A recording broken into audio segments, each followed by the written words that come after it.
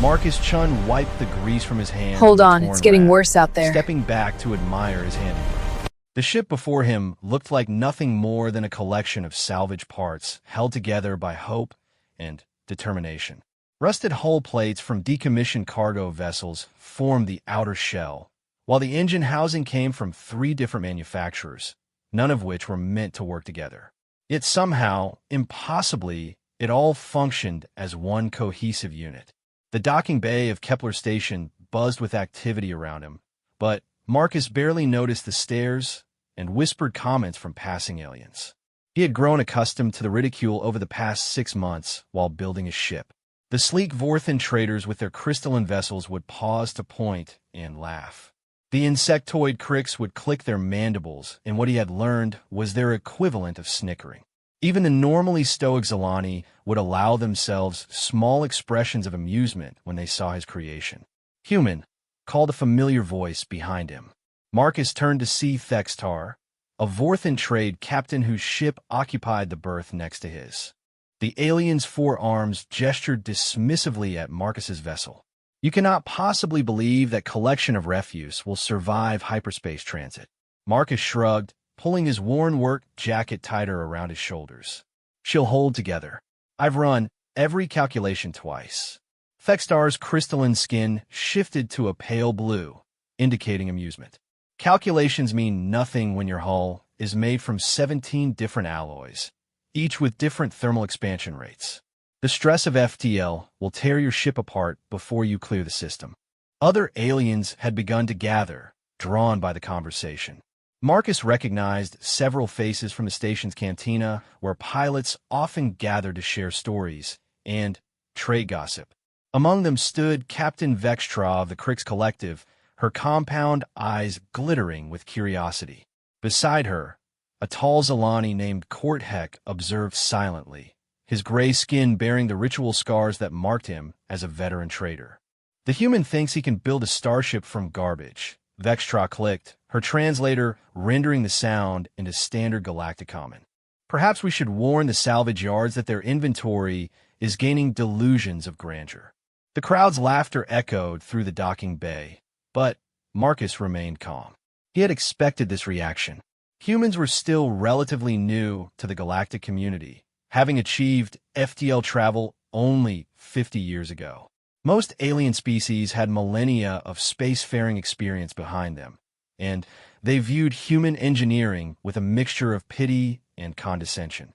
"What is your intended destination, human?"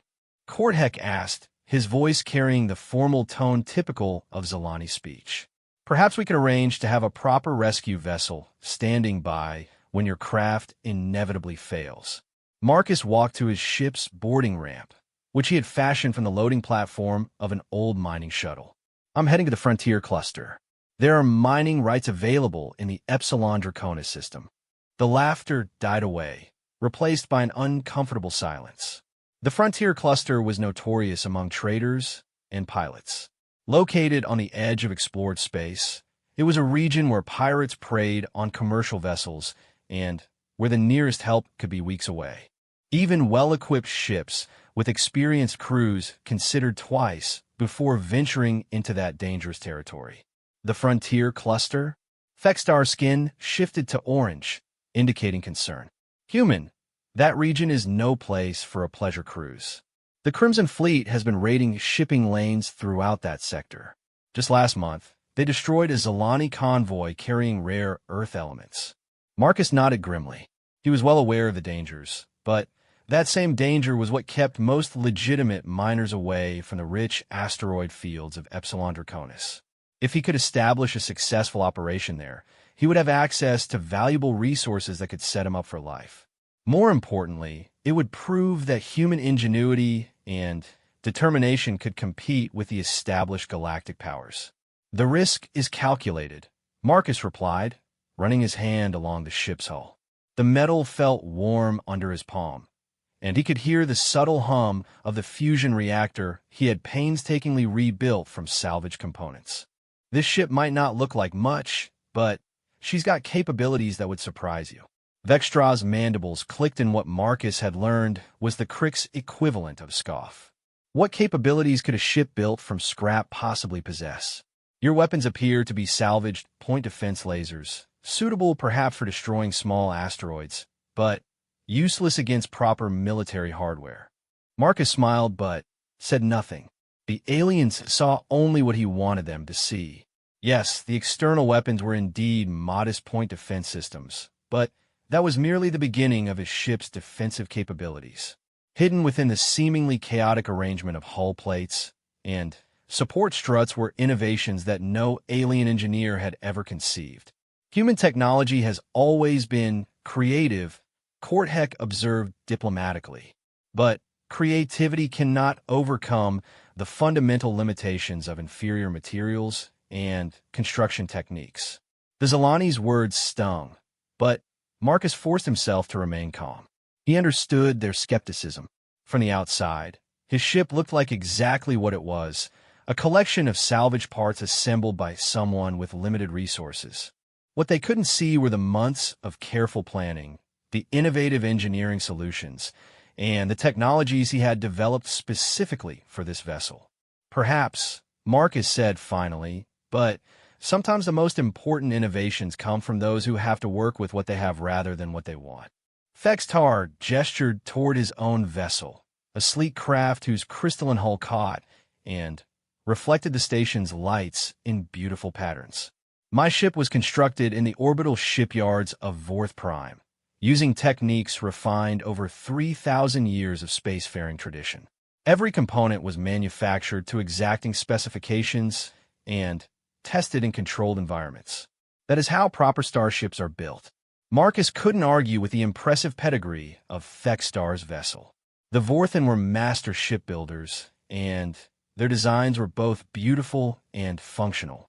But their conservative approach to engineering meant that their ships, while reliable, were also predictable. Every Vorthen vessel followed similar design principles, used similar technologies, and had similar capabilities. Your ship is beautiful, Marcus acknowledged. But beauty isn't everything in space. The comment prompted fresh laughter from the assembled aliens. Several of them began placing bets on how long Marcus's ship would survive once it left the safety of Kepler Station. The odds were not favorable. As the crowd began to disperse, returning to their own business, Fextar lingered behind. His crystalline skin had shifted to a deeper blue, indicating thoughtfulness rather than amusement. "Human," he said quietly, "I do not wish to see you die in the void. The frontier cluster is truly dangerous, and your vessel, forgive me, but it appears inadequate for such a journey. Perhaps you might consider taking on passengers? My cargo holds are not full, and I could transport you and your belongings to a safer destination." Marcus was genuinely touched by the offer. Despite their cultural differences and the Vorthen's obvious skepticism about human engineering, Fextar was showing real concern for his welfare. "I appreciate the offer," Marcus replied sincerely, "but this is something I need to do myself. My ship will get me where I need to go." Fextar's skin flickered through several colors before settling on a resigned purple. "Then, I wish you fortune, human. May your ancestors watch over you in the void." As the Vorthen departed, Marcus climbed his ship's boarding ramp and sealed the airlock behind him. The interior of his vessel was as unconventional as the exterior. Rather than the spacious corridors and luxurious accommodations found on many civilian ships, every cubic meter of space was utilized for essential systems. The walls were lined with access panels, cable runs, and monitoring equipment. It looked more like the interior of a submarine than a starship, but Marcus had designed it that way deliberately.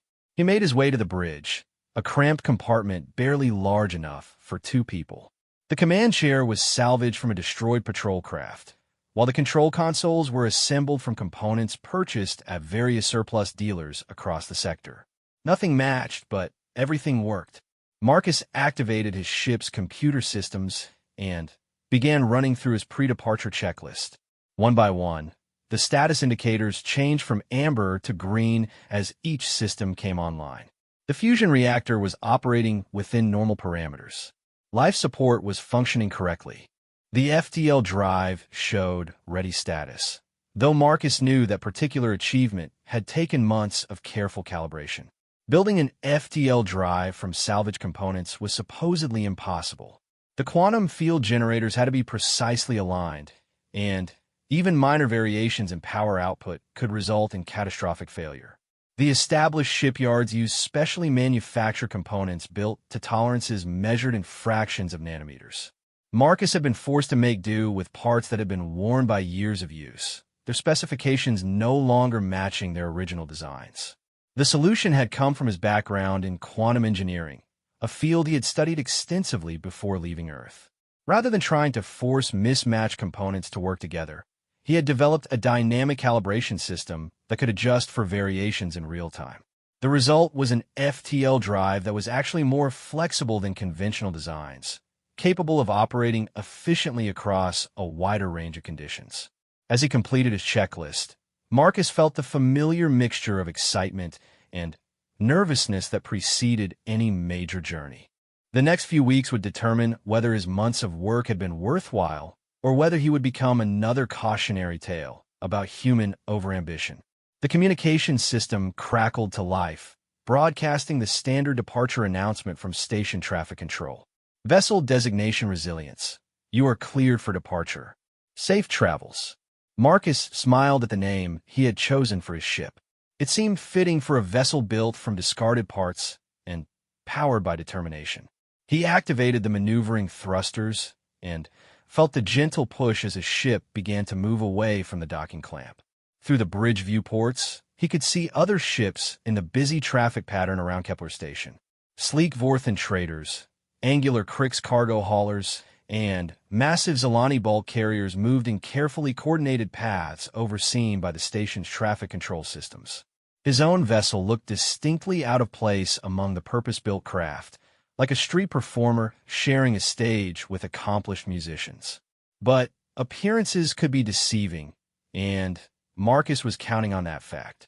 Hidden within his ship's seemingly haphazard construction were innovations that could revolutionize spacefaring technology.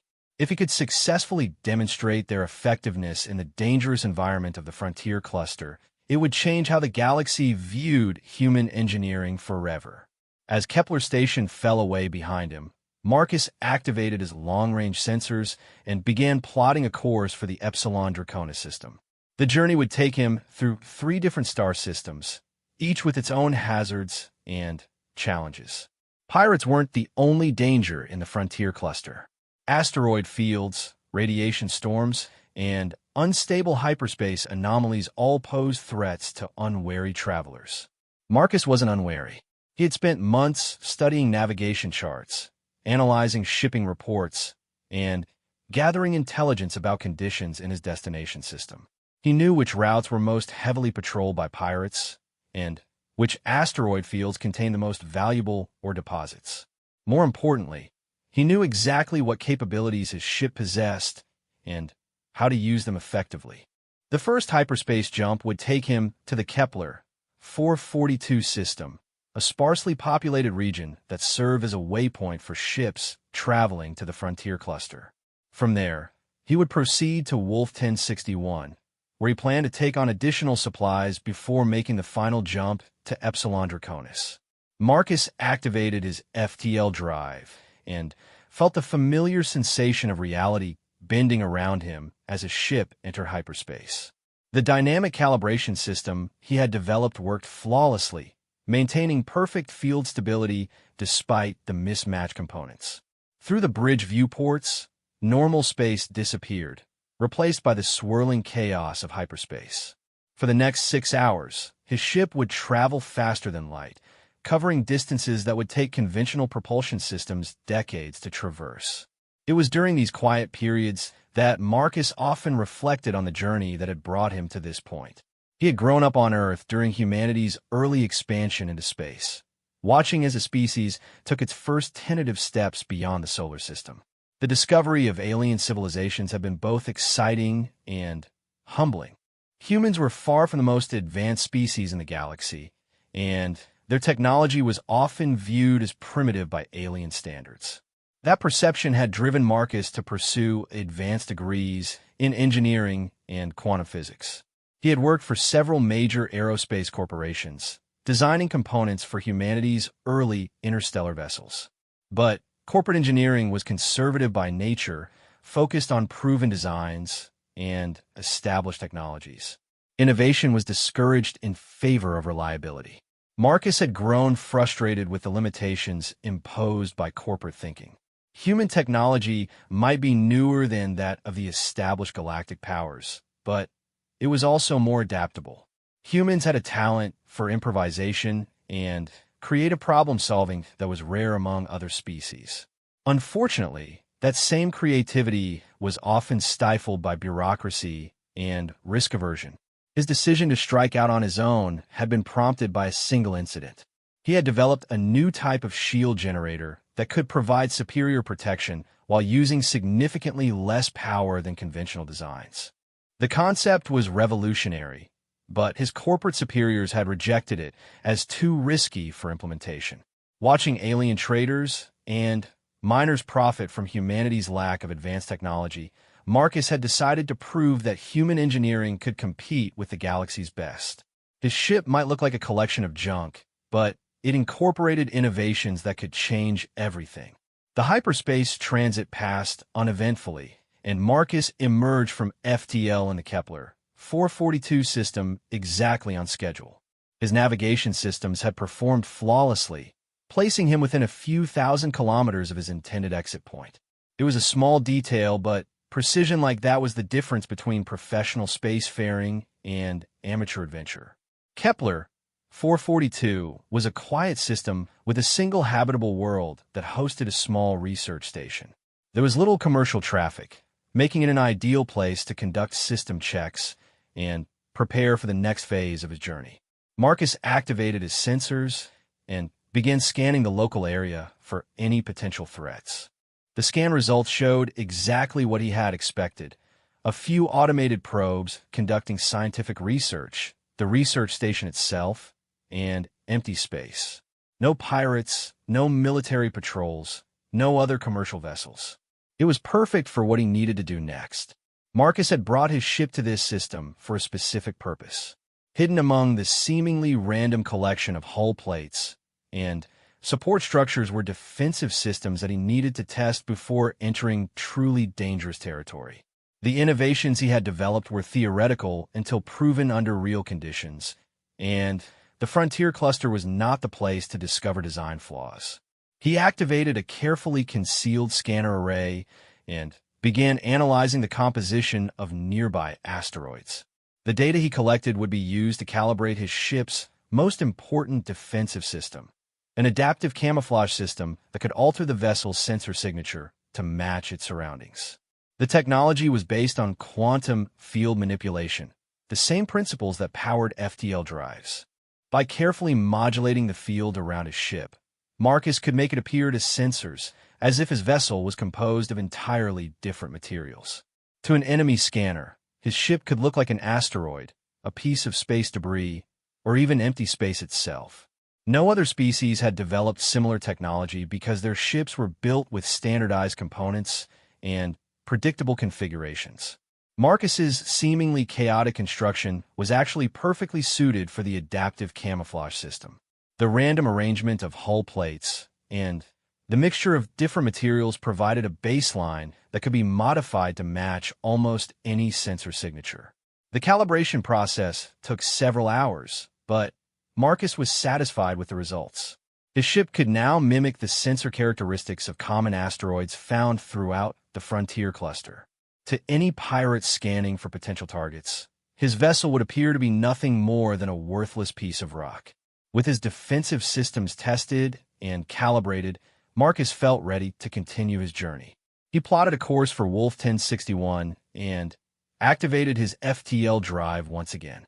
The second leg of his journey would take him deeper into dangerous territory, but he was confident in his preparations. As his ship entered hyperspace, Marcus allowed himself a moment of satisfaction. So far, everything was proceeding according to plan. The aliens at Kepler Station might have ridiculed his vessel, but they had no idea what they were really looking at. Soon, he would have the opportunity to demonstrate just how wrong their assumptions had been. The galaxy was about to learn that human engineering was far more capable than anyone had imagined. Marcus just hoped he would survive long enough to enjoy the revelation. The Wolf 1061 system was a stark contrast to the peaceful emptiness of Kepler 442. As Marcus dropped out of hyperspace, his sensors immediately detected the presence of multiple vessels scattered throughout the system.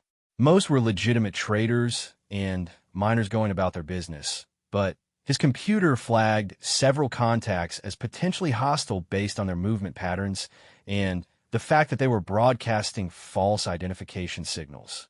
Marcus kept his ship's active scanners on minimal power, relying instead on passive sensors to gather information about the local situation. The last thing he wanted was to attract unwanted attention by appearing too curious about other vessels in the system. Pirates often monitored communication channels and scanner emissions, looking for potential targets or threats to their operations. The supply station he was heading for occupied a stable orbit around the system's fourth planet, a gas giant whose radiation emissions provided excellent cover for ships wanting to avoid detection.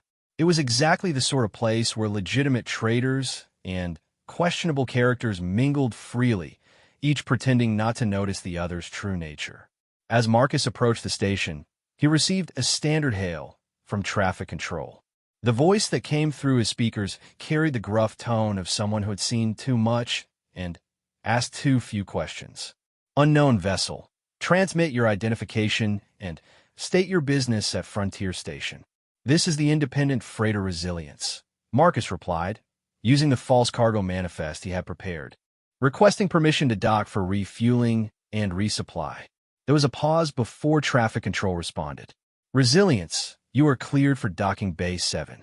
Be advised that station security requires all weapons to be powered down while in dock. Violation of this policy will result in immediate expulsion. Marcus acknowledged the instructions and guided his ship toward the assigned docking bay. As he maneuvered through the station's traffic pattern, he got his first close look at some of the other vessels using the facility.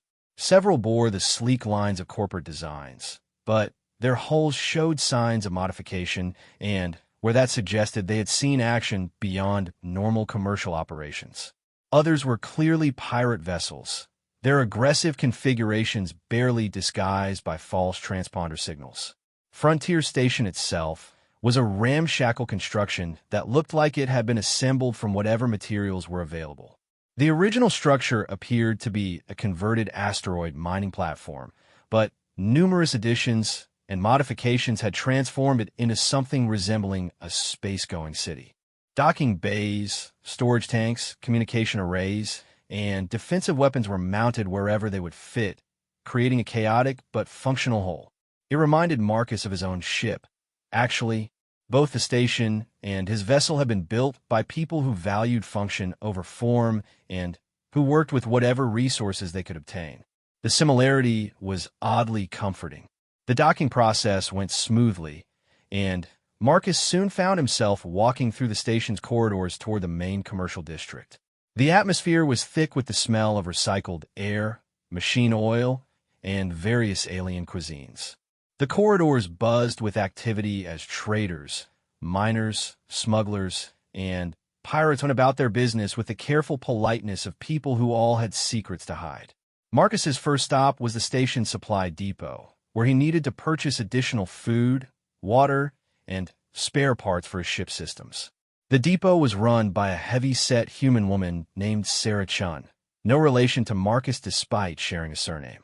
She had been operating on the frontier for over a decade and had a reputation for discretion and fair dealing. New face, Sarah observed as Marcus approached her counter. You heading deeper into the cluster? Epsilon Draconis, Marcus replied. I've heard there are opportunities there for independent miners.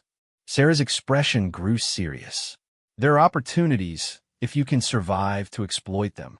The Crimson Fleet has been active in that sector lately. Just last week, they hit a convoy from the Zalani Mining Consortium, took the cargo, and left the ships drifting. Marcus nodded grimly. The Crimson Fleet was one of the most dangerous pirate organizations operating in the frontier cluster. Led by a former military officer named Captain Voss, they operated a small fleet of modified warships and had been responsible for dozens of attacks over the past year. What made them particularly dangerous was their preference for capturing ships intact rather than simply destroying them, which meant they could add captured vessels to their own fleet. What kind of ships are they using? Marcus asked as Sarah began assembling his supply order. Mostly converted patrol boats and light cruisers, she replied. Nothing too heavy, but fast and well-armed. They hit hard and fast, usually targeting ships that can't fight back effectively. Marcus made mental notes as Sarah continued describing the pirates' tactics. The Crimson Fleet preferred to attack isolated vessels in empty space, where their victims couldn't call for help. They typically used multiple ships to overwhelm their targets, focusing their firepower on engines and communication systems to prevent escape or distress calls. The information confirmed Marcus's belief that conventional defensive strategies would be ineffective against the pirates. Most merchant vessels relied on thick armor and powerful shields to protect themselves, but such defenses were useless if the attackers could simply disable a ship's propulsion and take their time breaking through its defenses. Marcus's ship took a completely different approach. Rather than trying to withstand an attack, his strategy focused on avoiding detection entirely. If the pirates couldn't find him, they couldn't attack him. And if they did somehow detect his ship, he had other surprises in store for them. "You carrying any cargo worth stealing?" Sarah asked as she loaded supplies onto a transport cart. "Just mining equipment and personal effects," Marcus lied smoothly. In reality, his ship's cargo holds contained several prototype devices that represented years of research and development.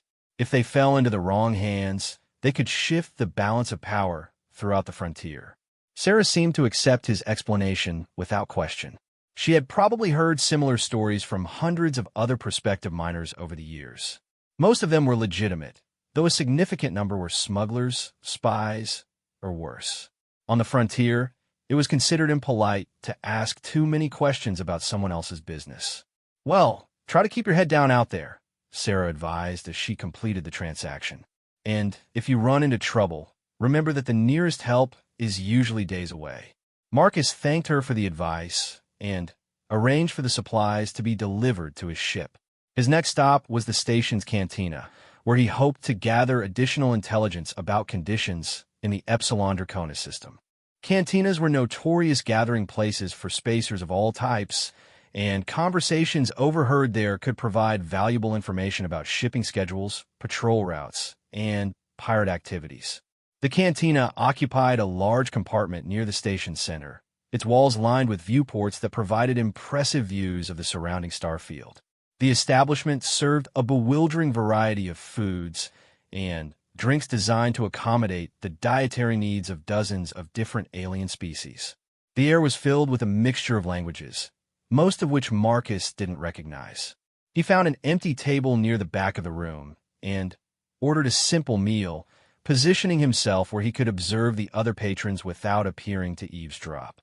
Most of the conversations were routine complaints about shipping delays, equipment failures, and the general hardships of frontier life. But occasionally, he heard references to more interesting topics. The consortium convoy that got hit last week was carrying more than just, or one spacer was telling his companion. Word is they had a shipment of military-grade sensor equipment. High-end stuff from the core worlds. Marcus's interest was immediately piqued. Military-grade sensors could significantly enhance the capabilities of whoever possessed them, including pirates.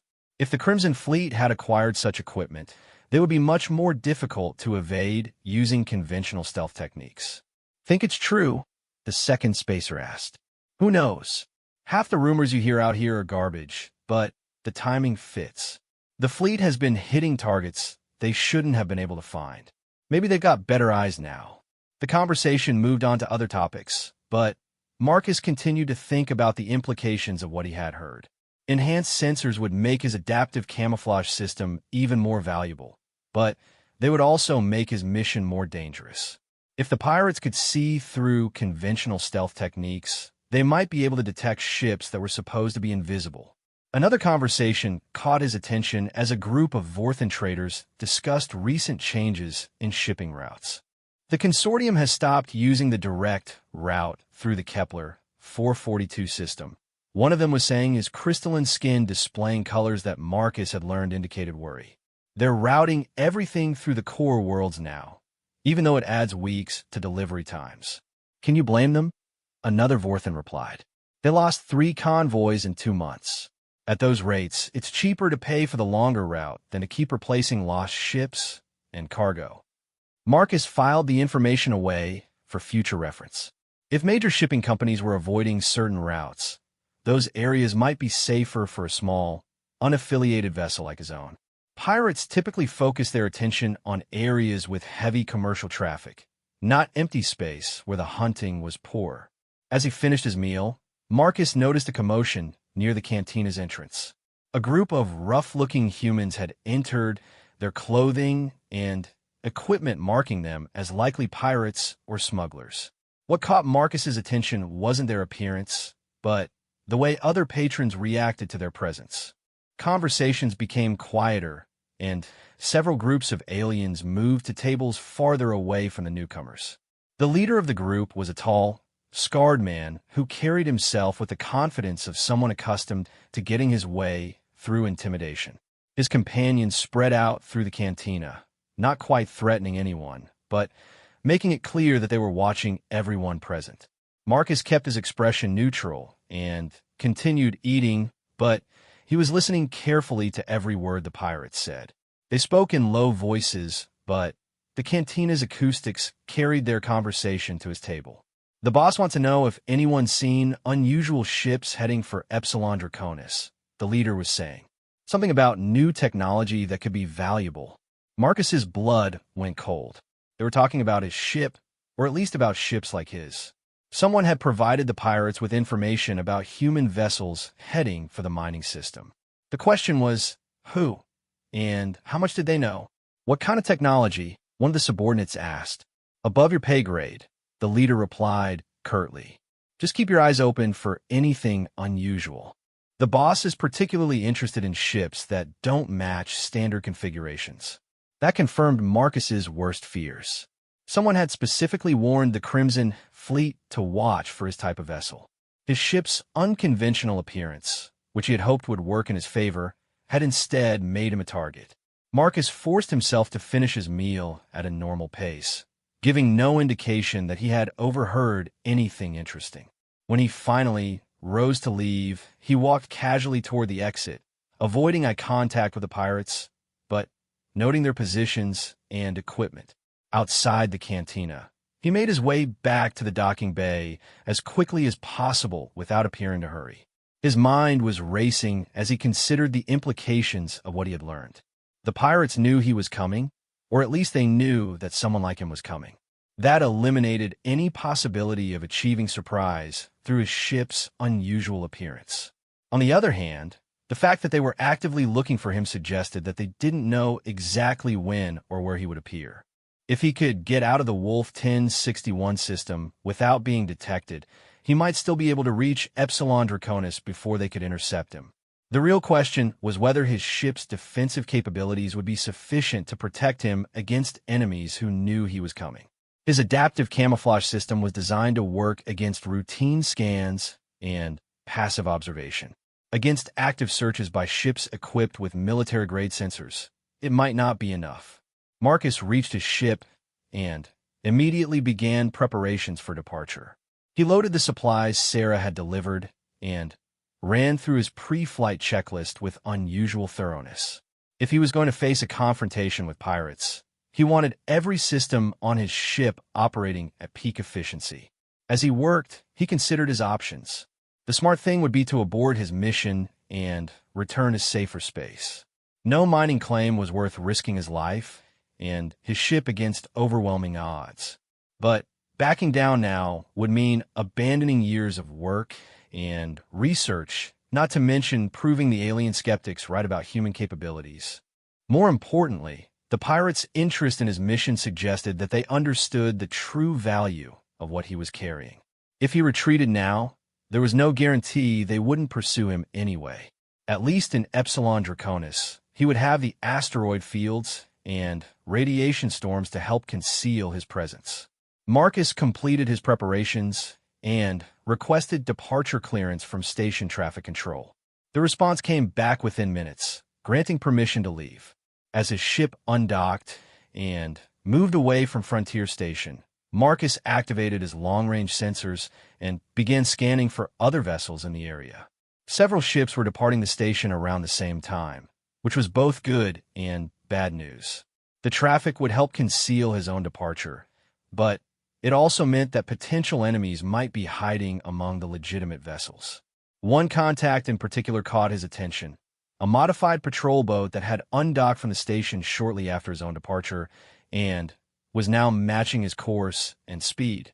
The vessel's transponder identified it as an independent cargo hauler, but its configuration was all wrong for commercial operations. The hull showed clear signs of weapon modifications, and its engine signature was far too powerful for a simple freighter.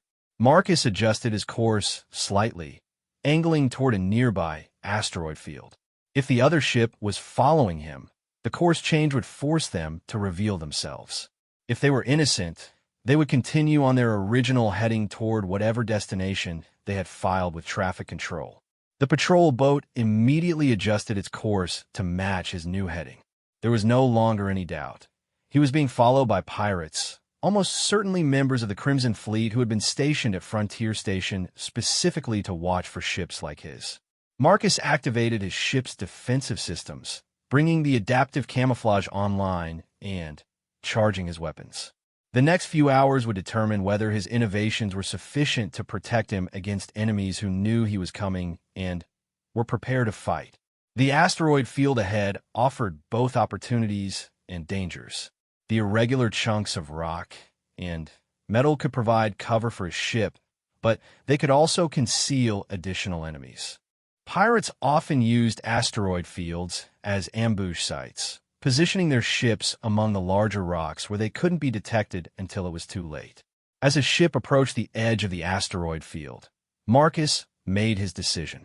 Rather than trying to evade his pursuers, he would draw them in and demonstrate exactly what his supposedly worthless scrap heap could do. The galaxy had ridiculed his ship and underestimated human engineering. It was time to show them their mistake. Marcus guided his ship deeper into the asteroid field, weaving between massive chunks of rock and metal with careful precision. Behind him, the modified patrol boat followed at a distance, its crew probably assuming they were herding him into a trap. They had no idea that Marcus was deliberately leading them exactly where he wanted them to go.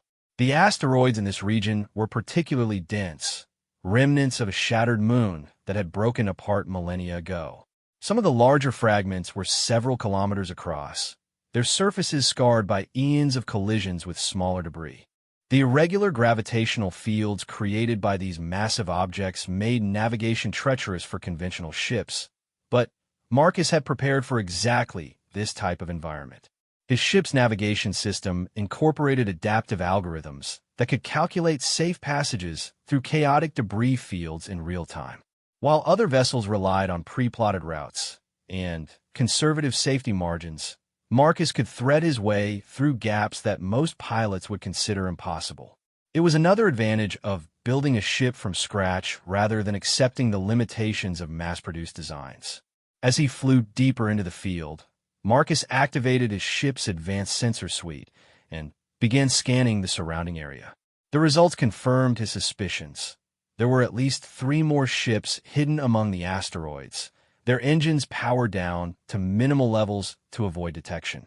The pirates had indeed prepared an ambush, positioning their vessels to cut off any escape routes once their target was deep enough in the field. The lead pursuit ship was maintaining its distance, probably waiting for Marcus to reach the predetermined ambush point before closing in for the kill. It was a sound tactical plan that would have worked against most civilian vessels.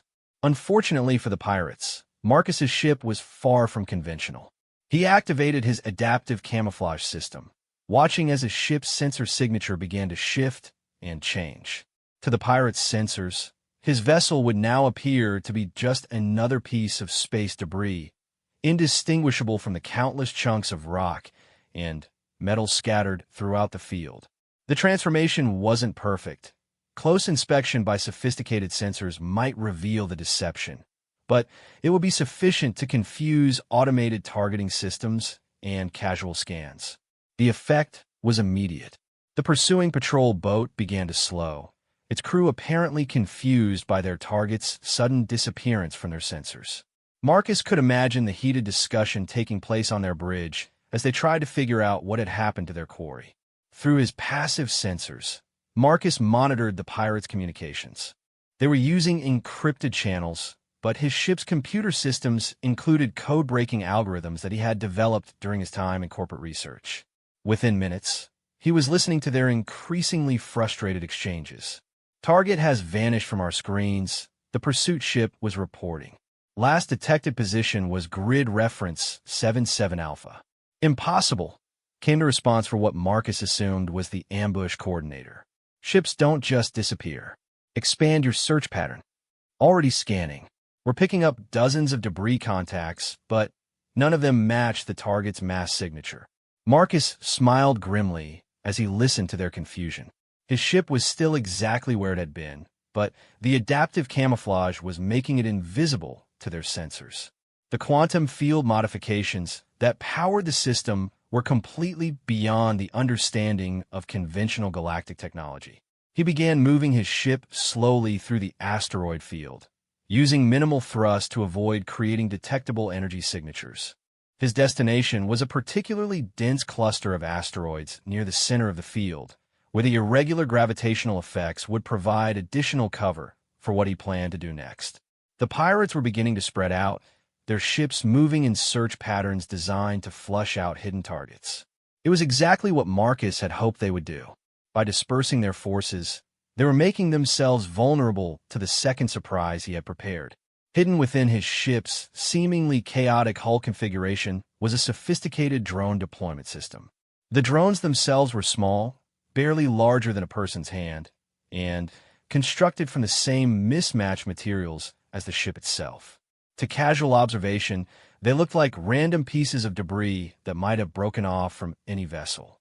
But each drone carried advanced sensors and a small but powerful explosive charge. Marcus began launching the drones in small groups, sending them on carefully plotted courses toward the pirates' positions. The tiny devices used minimal power and moved slowly enough to avoid triggering proximity alarms. To the pirates' sensors, they would appear to be nothing more than ordinary debris drifting through the asteroid field. Still no contact on the target, one of the pirate ships was reporting. "Beginning detailed scan of Sector 9. Roger that. All ships continue search pattern. Target cannot have left the field without our detection."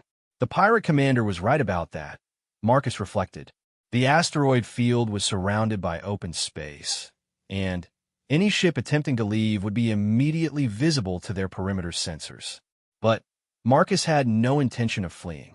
Instead, he was positioning himself for a demonstration that would leave the pirates wishing they had never heard of human engineering.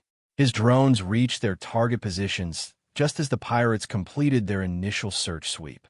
Marcus waited until all 4 enemy ships were in optimal positions before activating the first phase of his plan. The drones suddenly activated their sensors and began transmitting detailed scans of the pirate vessels back to Marcus's ship. Within seconds, he had complete technical specifications for each enemy craft: shield frequencies, weapon configurations, engine signatures, and structural weak points. It was information that would have taken conventional reconnaissance missions weeks to gather. Unknown energy signatures detected.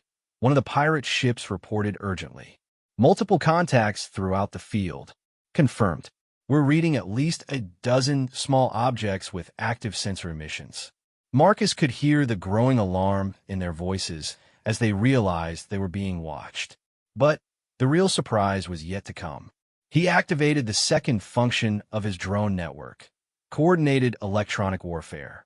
Each drone began broadcasting interference signals precisely calibrated to disrupt the pirates' sensor and communication systems. The effect was devastating. Within moments, the pirate ships found themselves effectively blind and deaf, their advanced electronics rendered useless by the coordinated jamming attack. All ships report status. The ambush coordinator was calling, but his transmissions were being scrambled by the drone network. Unable to comply, came a distorted response. All sensors showing massive interference. Cannot maintain target locks. Marcus chose that moment to reveal himself. He deactivated his adaptive camouflage and brought his ship's weapons online, emerging from concealment like a predator striking from ambush. The pirates' ships were spread throughout the asteroid field, isolated and vulnerable. His first target was the original pursuit ship, still searching futilely for a target that had been watching them the entire time. Marcus lined up his approach carefully, using the asteroids for cover until he was within optimal firing range. The pirate's first warning of his presence came when his weapons lit up their hull plating. But these weren't the simple point defense lasers that the aliens at Kepler Station had dismissed so casually. Hidden behind the obvious weapons were Marcus's real innovations, adaptive pulse cannons that could modify their frequency and power output in real time. Most Starship shields were designed to deflect or absorb energy weapons operating at specific frequencies. By constantly shifting the frequency and amplitude of his weapon's fire, Marcus could effectively bypass any conventional defensive system. His shots punched through the patrol boat's shields as if they didn't exist, striking the hull with devastating effect. The pirate ship's engine section erupted in flames as Marcus's precisely aimed shots disabled their propulsion systems. Without engines, the vessel was helpless, drifting among the asteroids while its crew struggled to understand what had just happened to them. Unknown vessel. This is Captain Voss of the Crimson Fleet. Came a transmission on an emergency frequency. You have attacked my ships without provocation. Surrender immediately or face the consequences. Marcus almost laughed at the audacity of the demand. Pirates who made their living by attacking innocent civilians were complaining about unprovoked attacks. But the transmission also revealed valuable information. He was indeed facing the Crimson Fleet's infamous commander, which meant these ships represented a significant portion of the pirates' operational strength. This is the independent vessel resilience, Marcus replied, making sure his voice carried complete confidence. You attacked me first by following me into this asteroid field with hostile intent. I was simply defending myself. Defending yourself? Voss's voice carried a mixture of anger and disbelief. With what? Our sensors showed you were flying nothing but a collection of salvaged junk. Your sensors showed you exactly what I wanted them to see, Marcus replied. Perhaps you should have looked more carefully. To emphasize his point, Marcus targeted the second pirate ship and unleashed another barrage of adaptive pulse cannon fire. This vessel attempted to raise its shields and return fire, but the results were the same. Marcus's weapons cut through their defenses like a plasma torch through paper, crippling their engines and leaving them adrift. The remaining two ships began moving toward Marcus's position, but their movements were clumsy and uncoordinated. The drone jamming network was still active, preventing them from communicating effectively with each other or targeting his ship accurately. Marcus had positioned his ship near a particularly large asteroid, using the massive rock formation for cover while he engaged the pirates. As the enemy vessels approached, he activated another of his hidden systems, gravitic manipulation fields. The technology was based on the same principles used in artificial gravity generators, but Marcus had modified it for a completely different purpose. Instead of creating a stable gravity field within his ship, he could project localized gravitational anomalies into the space around his vessel. The effect on the approaching pirate ships was immediate and devastating. Suddenly, finding themselves caught in powerful gravitational fields, both vessels were pulled off course and slammed into nearby asteroids. The impacts weren't enough to destroy the ships outright, but they caused significant damage and left the crews stunned and disoriented. Impossible, Voss was transmitting, his voice tight with disbelief. No ship that size should have gravitational projection capabilities. You're thinking too conventionally, Marcus replied as he maneuvered his ship toward the pirates' positions. When you start with a clean slate instead of accepting established limitations, you can achieve remarkable results. He began systematically disabling the remaining pirate vessels, using precise weapons fire to destroy their engines, weapons, and communication systems while leaving their life support intact. It wasn't mercy that motivated his restraint. Marcus simply preferred to avoid unnecessary killing when capture would serve his purposes better. Within 30 minutes, all 4 pirate ships were dead in space, their crews alive but completely helpless. Marcus had achieved a victory that conventional military doctrine would have considered impossible. A single ship defeating 4 opponents without taking any significant damage in return. "Ow!" Voss demanded over the emergency channel. "What technology are you using?" "Human technology," Marcus replied simply.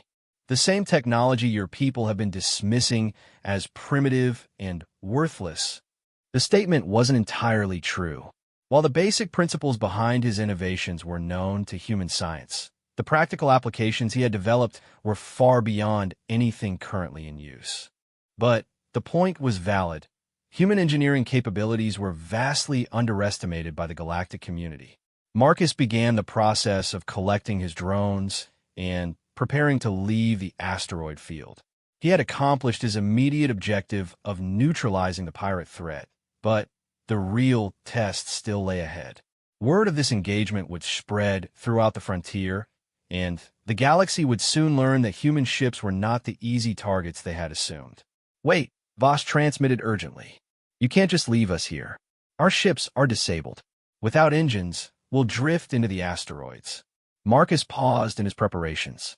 The pirates were right. Without propulsion, their ships would eventually be crushed by the gravitational forces acting within the asteroid field. It would be a slow and unpleasant death. On the other hand, these same pirates had been responsible for numerous attacks on innocent civilians. They had killed crews and stolen cargoes throughout the frontier, showing no mercy to their victims. Marcus felt little sympathy for their current predicament. "You should have considered that possibility before you decided to attack an unknown vessel," he replied coldly. But even as he spoke, Marcus was already calculating rescue scenarios. Despite his anger at the pirates' actions, he couldn't bring himself to leave even criminals to die in space. It went against every principle of spacefaring ethics. "I'll transmit your coordinates to Frontier Station," he said finally. "If you're lucky, someone will mount a rescue operation before your ships are destroyed." It wasn't much of a lifeline, but it was more than the pirates deserved. Marcus completed his departure preparations and activated his ship's engines, beginning the journey out of the asteroid field. As he flew toward open space, Marcus reflected on the lessons of the engagement. His ship's advanced systems had performed flawlessly, proving that human innovation could compete with the galaxy's best technology. But he had also learned that word of his capabilities was already spreading among criminal organizations. The pirates had been specifically watching for ships like his, which meant someone with detailed knowledge of his mission had provided them with information. The implications were troubling. If criminals knew about his technology, it was likely that legitimate governments and corporations were also aware of his capabilities. His arrival in the Epsilon Draconis system might not be the quiet mining operation he had originally planned. But Marcus was committed to his course now. He had spent too much time and effort developing his ship systems to abandon the mission at the first sign of opposition. Besides, the successful engagement with the pirates had demonstrated that his innovations could handle whatever challenges the galaxy might present. As his ship cleared the asteroid field and entered open space, Marcus plotted a course for the final phase of his journey. Epsilon Draconis lay ahead, along with the mining opportunities that would prove human engineering could compete with the established galactic powers.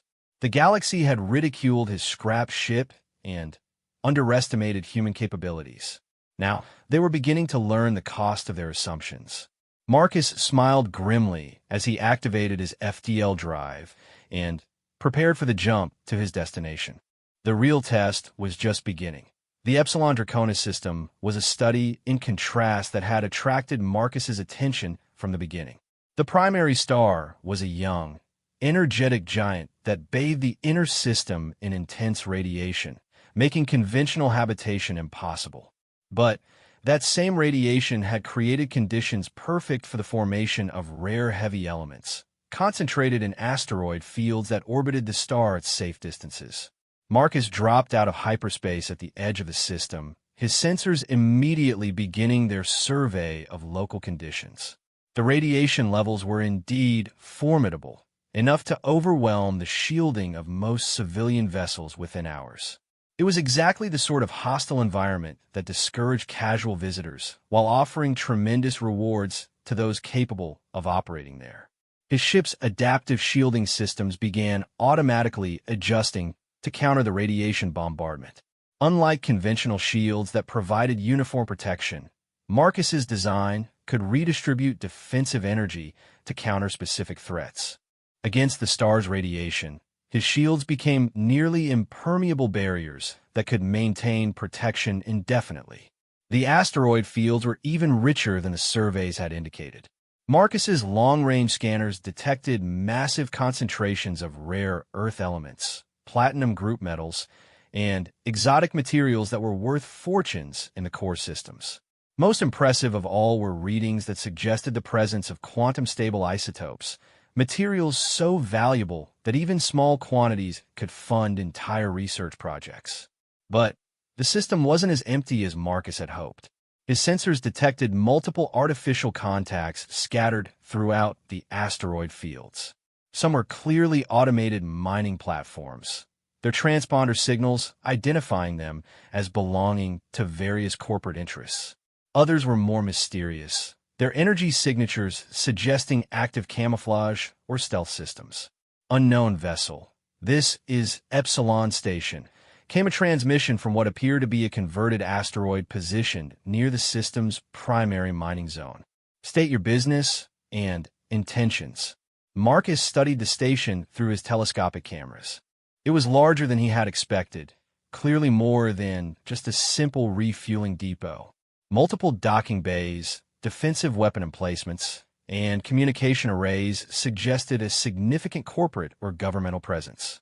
This is the Independent Prospector Resilience, Marcus replied, using the cover identity he had prepared.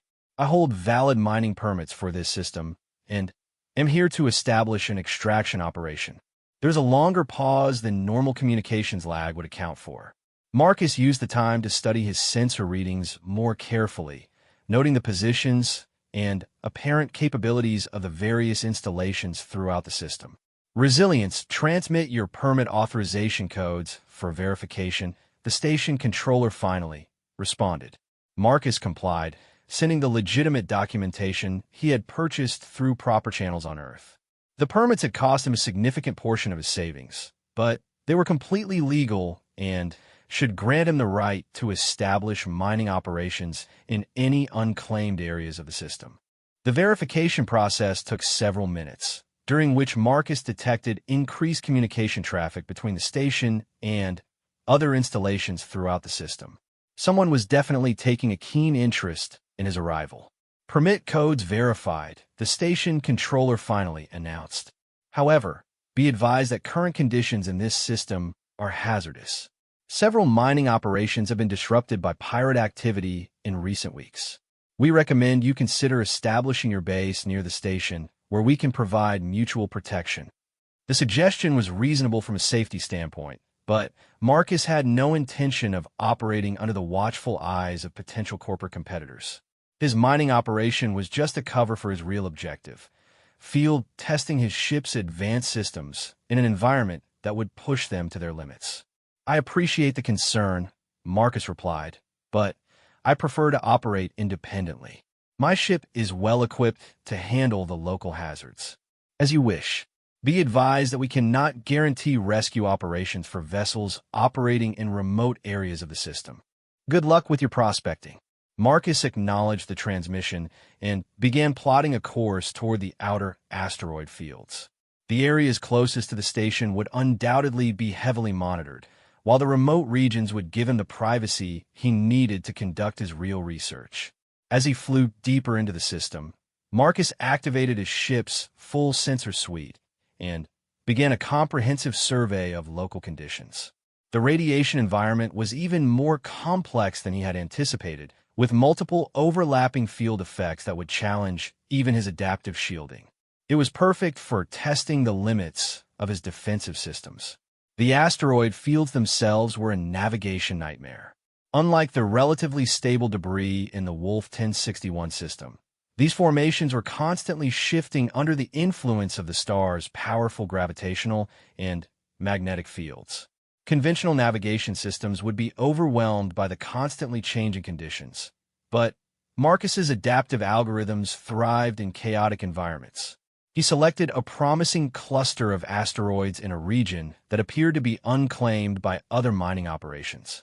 The location was ideal for his purposes: rich mineral deposits, natural camouflage from the irregular rock formations, and enough distance from other installations to ensure privacy. Marcus began the process of establishing his mining base, deploying automated systems that would extract and process valuable materials from the surrounding asteroids. But the real purpose of the equipment was to provide cover for his more sensitive research activities. Hidden among the legitimate mining gear were prototype devices that represented the next evolution of his ship's technology. Quantum computers that could crack any encryption. Sensor arrays capable of detecting cloaked vessels at extreme range. Weapon systems that could adapt their effects to penetrate any known defensive technology. For the first few days, everything proceeded according to plan. Marcus's mining operation provided a steady stream of valuable materials, while his research equipment gathered data on the system's unique conditions. His ship's systems performed flawlessly, adapting to challenges that would have destroyed conventional vessels. But on the fourth day, Marcus detected signs that he was no longer alone in his remote corner of the system. His long-range sensors picked up multiple contacts approaching from the direction of the inner system. The signatures were unlike anything in his ship's database. Too large for standard patrol vessels, but too small for major warships. As they drew closer, Marcus began to resolve individual details that sent chills down his spine. The approaching vessels were clearly military in origin, but their configurations had been heavily modified. Additional weapon mounts, reinforced armor plating, and oversized shield generators marked them as ships designed for aggressive operations. Most disturbing of all, several of the vessels showed clear signs of recent combat damage that had been hastily repaired. These weren't pirates or corporate security forces. They were military deserters, rogue units that had abandoned their original allegiances to pursue their own agendas. Such groups were often more dangerous than conventional pirates because they retained military discipline and tactics while lacking the constraints of legitimate authority. Unknown mining vessel. This is Commander Thane of the Free System Alliance. Came a transmission from the lead ship. You are operating in claimed territory. Evacuate immediately or face the consequences.